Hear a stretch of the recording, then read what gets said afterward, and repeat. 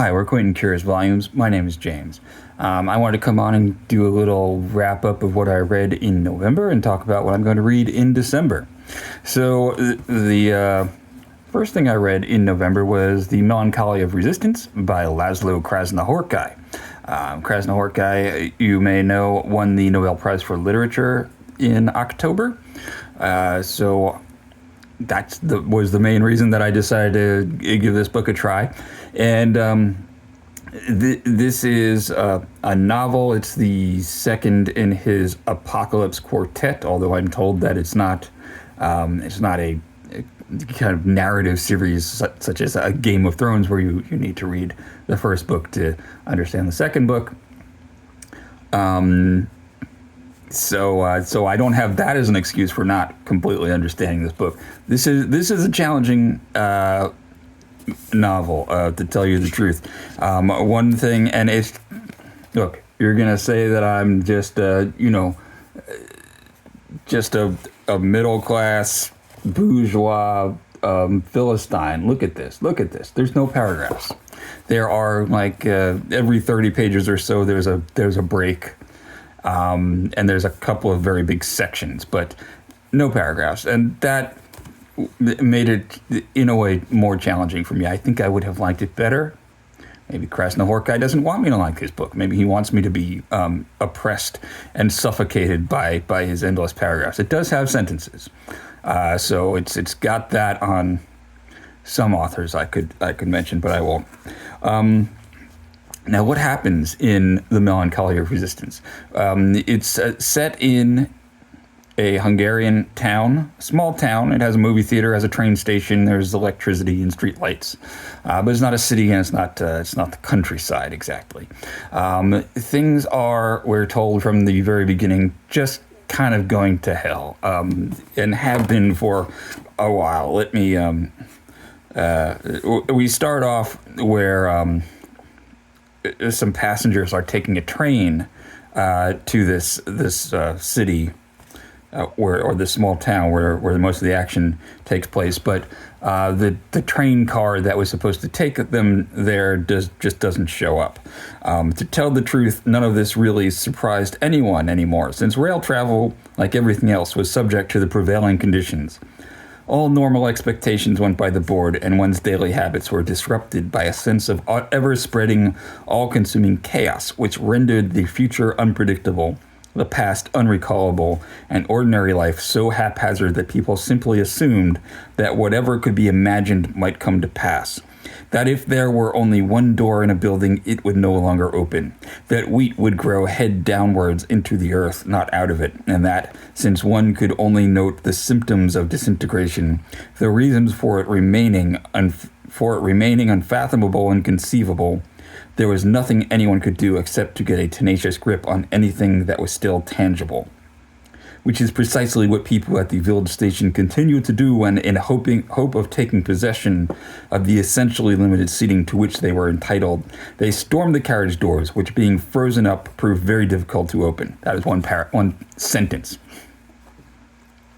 And then Mrs. Plouffe, who happened to be on her way home from one of her customary winter visits to relatives, took full part in the pointless struggle. I'll stop there. Mrs. Plouffe becomes the main character for about the first 50 pages of this book, and then kind of the narrative passes on to some other characters. And I think you will agree that is some very stylish writing. It paints a sort of a picture of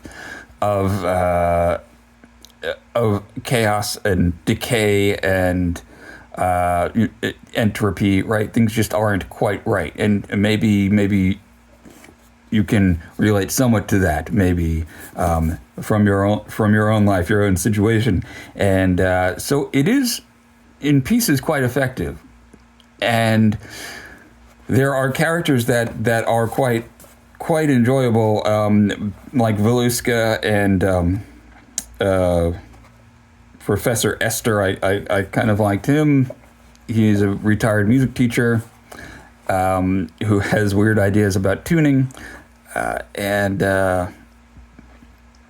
then there's his estranged wife, Mrs. Esther, who is kind of a figure of malevolence, running around trying to impose some kind of dictatorship on this small town.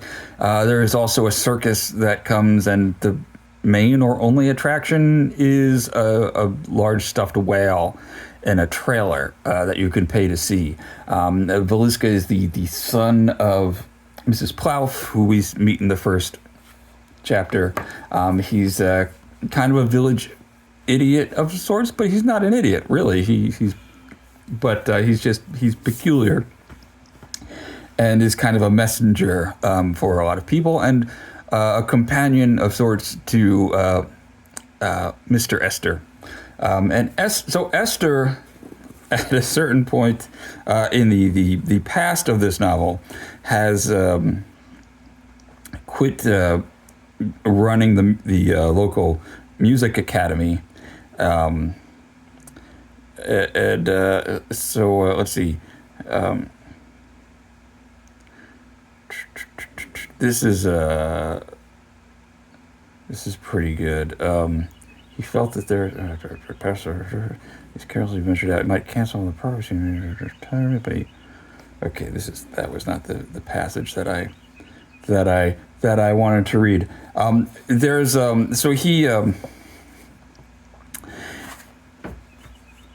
He becomes kind of obsessed by the idea that equal temperament is a mistake, and this is a way of tuning keyboard instruments that goes back hundreds of years till around the time of Bach, right? There was a music theorist named Werkmeister? Yes, Werkmeister, who came up with something called well temperament, which was a slight modification of just intonation, which is using pure intervals. And well temperament makes a keyboard instrument playable and makes it sound good in more than one key, so you can modulate from one key to another. And when Bach wrote the well-tempered clavier, if you're familiar, this was a way of demonstrating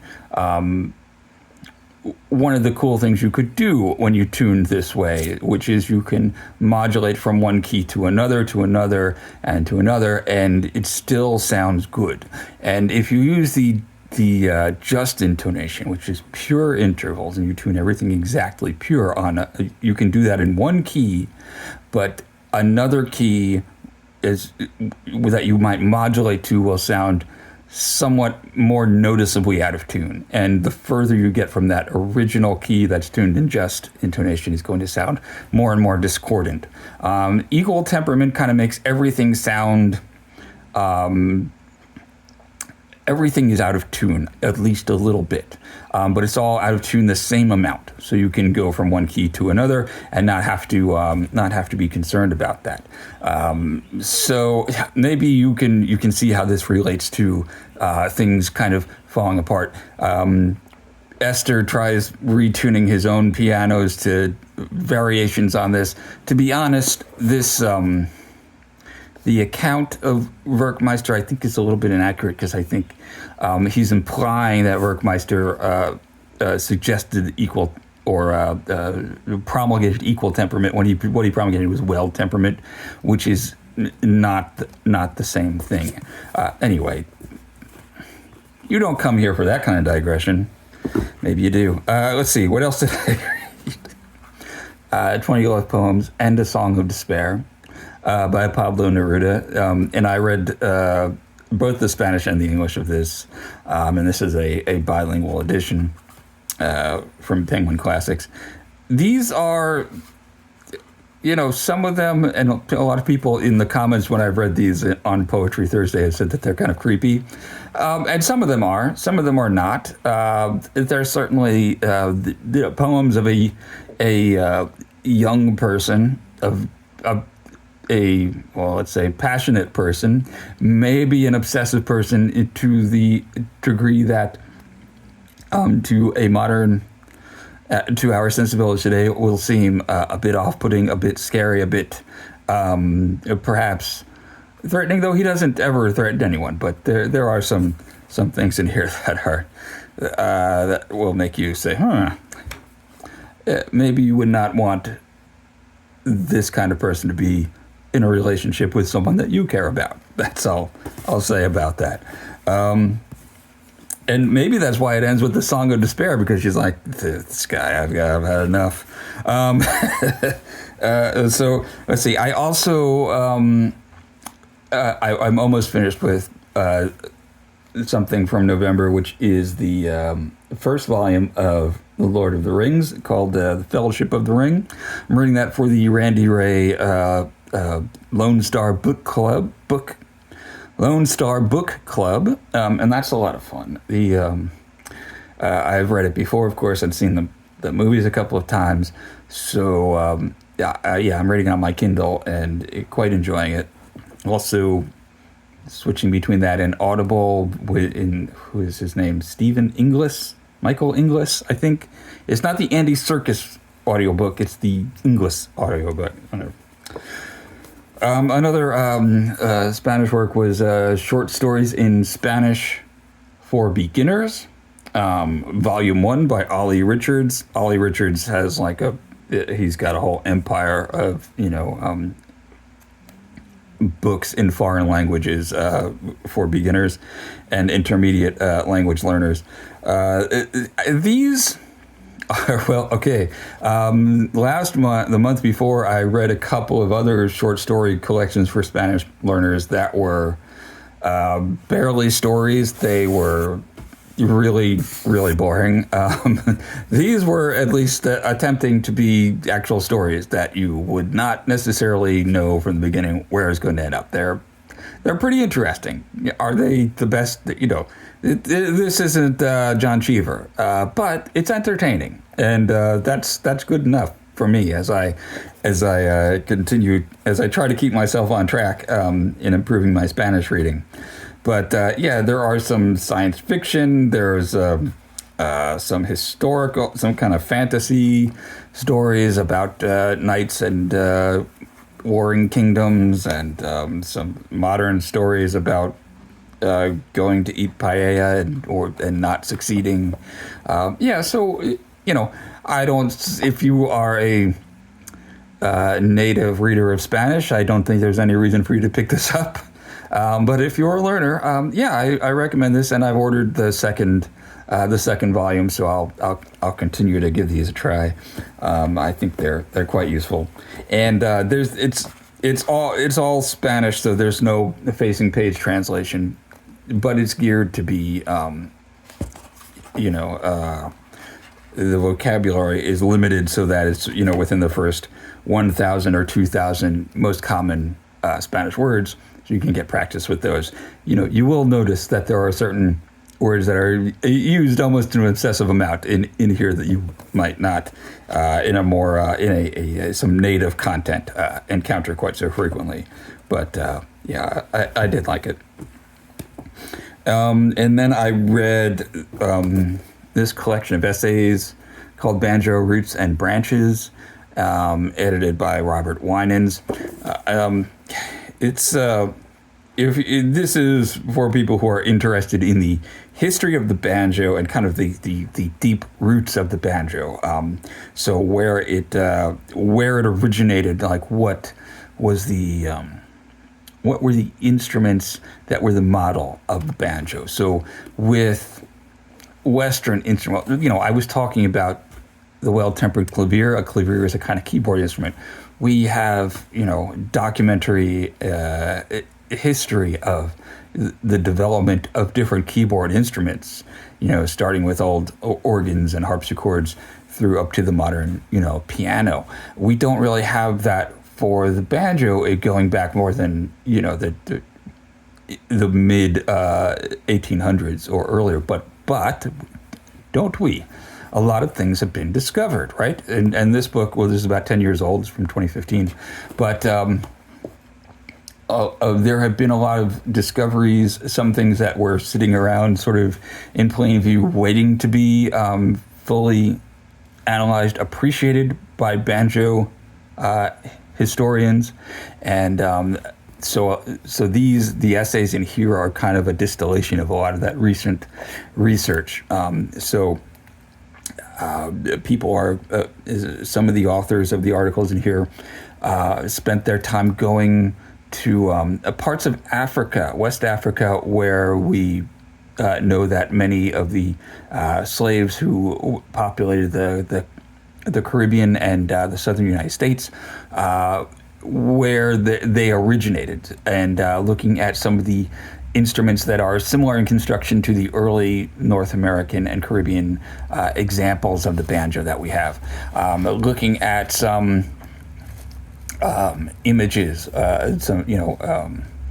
early watercolors and etchings that depict banjos and banjo-like instruments. So as you read through this, a lot of things are going to come up again and again, because there's not that many different things. So there's different perspectives, different kind of ideas that are teased out of, for example, a particular etching or an old example from a museum of an old banjo. And then there was a Haitian instrument that was being kept in a museum in Paris for a couple of hundred years, and then it sort of got put into storage. And then when it was taken out of storage, people had become more interested in these instruments, and they're like, well, we got to check this thing out. So that's this instrument here. That's the Haitian banza, and some of the so here are some images of people in West Africa, in Senegal and Gambia, playing an instrument called the a konting, which, as you can see even just looking at it, that is constructed similar to a banjo, and the method of playing it, of sounding the strings, is quite similar to the earliest ways in which we believe that the 4 and 5 string banjos in the New World were played. Okay, and then these images here, lower, are etchings of something called a strumstrump that were made by, I think he was a Dutch trader who observed them being played in the Caribbean. So people are teasing out different bits of information, relating it to other stuff. And if you're interested in the banjo and the history of the banjo, this is essential reading. So, and I poked through it when it came out many years ago, but I sat down and read through the whole thing this month, and it was a great pleasure. Great stuff in it. Some of these, a lot of these people I have met or have known. The author of a number of the articles was a man named Shlomo Pesco, who died shortly before this book was published, and he was a New York musician. I think he was from New Jersey originally, but when I was getting into the banjo in New York, he was one of the guys who was around, and and was very open, very friendly, very supportive, and brought me to music parties and told me what records to buy, and said, you're sounding good there, or he gave me advice occasionally. Yeah, so Shlomo Pesco was a fantastic guy.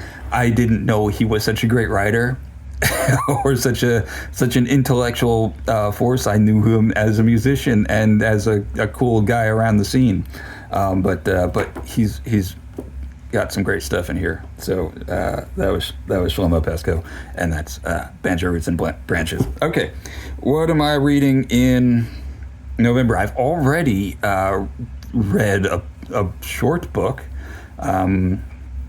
that came up on my Libby app, which was R.F. Kuang's Yellowface. I've never read an R.F. Kuang before. A lot of people have talked about Yellowface. I found it an entertaining read. It moves along pretty quickly. You'll probably recognize some some some people are parodying it who you might recognize it. So it's pretty good. I don't know. I enjoyed it. I don't exactly even remember how it ends, to be quite honest. I remember, well, okay, anyway. I was about to spoil the ending of it and say I don't remember what happens after that main thing. But anyway, look, you probably have already read Yellowface and have opinions on it. I think it's totally fine. Will I read more R.F. Kuang? Maybe. Okay, so what's going on going forward? What else do we have for the rest of the year? I'm going to read the second volume of Lord of the Rings, which is The Two Towers, for the Lone Star Book Club. So with that, I still am going to do that on the Kindle, and because I don't have a physical copy of it. I have started reading The Portrait of a Lady by Henry James. This is the last book from my list of classics for the year that I have not got to. This was also on my list of classics for the previous year that I didn't get to. So I have read two chapters of this, and it's fantastic. I don't know why I was putting it off for so long, but yeah, I mean, it's Henry James. He I don't know. I don't want to say I've been intimidated by him, but I've been a little intimidated by him from his, mostly I think from sampling Wings of the Dove and getting a headache from it. But this is good. This is good stuff so far. Ask me later what I really think. We'll see. I'm sure I'll have more to say about The Portrait of a Lady later on. Also in progress is this book, Custom Made Woman by Alice Gerard. It's a life in traditional music. So this is a memoir by Alice Gerard, who was a folk and bluegrass musician and the founding editor of a magazine called the Old Time Herald. This is very important for people who are into the kind of music that I mostly play, the American Southern old time music, banjo and fiddle stuff. So Alice Gerard, has kind of always been sort of in the background of a lot of things for a long time. And she performed in a duet with Hazel Dickens, Hazel and Alice. She was in the Strange Creek Singers, and she's made a whole bunch of records as a singer and guitar player and banjo player, and she's done field work, doing a lot to promote traditional music, and in particular traditional music by women such as Matoki Slaughter. What a great name that is. Yeah. So Alice Gerard, she's 90 years old now. She's sat down and wrote her memoirs and included a ton of great photography because she was also a photographer. So almost every page has some pictures of the musicians that she knew, or performances that she saw, or just her kids hanging out on the farm and such. So I'm only about 40 pages into it. It's not very long. I plan to I'm going to try and review this maybe for Open Letters. I'll let you know if that happens. So what else? We're going to be continuing, Gavin and I, the longest BookTube's longest buddy read, and I want to invite you to join us this month because we're taking a little detour from our usual death march through this by for December, focusing on two of the most famous stories or series of stories, which is the tales of Sinbad the Sailor and Aladdin. So if you have the Penguin Classics version or some other version, there's tons of them out there, little selections like this one-volume Tales from the Arabian Nights, translated by Dawood. This is in Penguin Classics, still available in the new format. It probably so this one has both of those. This has Sinbad the Sailor, and it has Aladdin. It's called, what is it called in here? Aladdin and the Enchanted Lamp. So if you have this, if you have this series, if you have the Mardress and Mathers or some other selection. It's probably got those 2 stories in it. So we haven't announced the date for it yet, but if you wanna read those 2 stories and join us, we're going to do a live stream about it closer to Christmas time, as Gavin calls it, a Christmas panto.